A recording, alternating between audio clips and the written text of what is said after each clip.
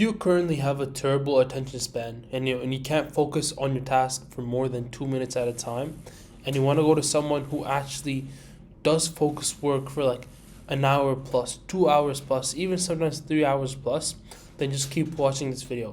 And this is coming from someone who had a bad attention span, and I was controlled by my phone and all these social media apps like Instagram, TikTok, YouTube. One of the teachers that I had in high school even said that I had a goldfish brain. So if that's not enough evidence that I had a bad attention span, I don't know what else is. So I'm going to actually give you a 6-step plan in order to reverse your problem and actually be a normal human with a normal attention span. So the first thing you want to do is just wake up early. Because the thing is, even though you might be tired the first day that you wake up early because you're used to sleeping at 2 a.m. Why do you think you have bad focus? You're sleeping at 2 a.m. But either way, yeah, you're going to feel tired the first day that you were going to wake up early and follow this protocol. But the reason why you want to wake up early, like let's say 5 a.m., 6 a.m., even 7 a.m. is pretty early compared to the average person. The reason why you want to wake up early is because there are way less distractions. There's no one talking to you, like all your friends are not texting you at this time because they're all asleep. Who wakes up at 5 a.m. to scroll on their phone? Imagine doing work at 10 p.m. Isn't it a lot harder to do work at 10 p.m. compared to 5 a.m.? 10 p.m. everyone is awake. You're probably gonna go try to eat something. You're gonna talk to your family. You're gonna watch a TV show. You're gonna scroll on your phone. Like all your friends are texting you, so it's gonna be really easy to actually get distracted. And after you wake up early, we want to basically get you to doing work. And so you want to put yourself away from your phone. And basically, you're going to create as much friction so that you don't go on your phone. So step 2 is designing your phone for productivity. What I mean by this is I'm going to tell you what I did for my phone. So I turned on the black and white setting. What else did I do? I turned off race to wake, so whenever the phone moves, the home screen doesn't pop up. Also, tap to wake, whenever I tap the screen, the home screen doesn't pop up. I have to actually press the power button to open up the screen. What else did I do? I deleted Instagram, TikTok, Snapchat, YouTube. The only way I can contact people is through WhatsApp and iMessage. And on top of that, I have downtime on my screen time settings. So basically between 8:30 p.m. and 7 a.m. I cannot use my phone for most apps. Obviously not restricting every single app.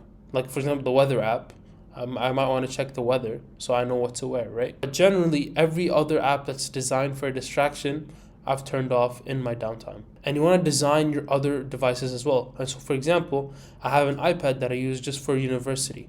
So I only take notes on it. And so literally I have no other app. I don't have any other app.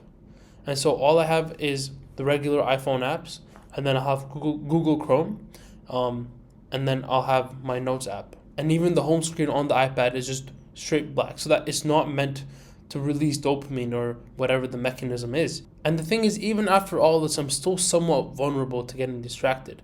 For example, on my MacBook, I can still go on like the Instagram app there or not the app, the website, since I don't have the app on my phone. Or I can check, my YouTube metrics or whatever. And so I'm still gonna get distracted, but obviously not even close to the same level, but all these steps to create more friction. And so number 3, once you've designed your phone and your other devices, just put your phone away when you're working. Like generally just put it away. When I'm working on my desk, for example, I'll put the phone on the opposite side of the room. For example, when I'm in my lecture, I try to always put it in my backpack. And so that way I only go through it at the beginning of the lecture and then once the lecture is actually done. Another thing that I did to actually fix my attention span is just fix my diet. And not as in just starting to eat healthy, but also knowing what type of foods to eat at certain times of the day. It sounds really complicated, but when it comes to diet, the best thing you want to do is just eat whole foods. And so once you focus on that, then maybe start to play around what types of foods you eat at certain times of the day. And so for example, my first meal of the day won't have any carbs pretty much at all. Maybe it's not optimal for my workout and energy and stuff, but when it comes to doing work, when I have a lot of carbs, I just feel a lot more groggy. I'm a lot more lazy and lethargic, and it just makes me want to sleep. Like imagine eating a bowl of oats and then trying to do work. You're gonna want to sleep right away. And obviously, I still have to do more research, depending on what carb it is, if it's like a simple carb or a complex carb, and at what proportions.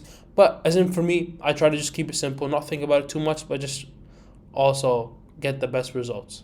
And so my breakfast will just be a bunch of protein and fats.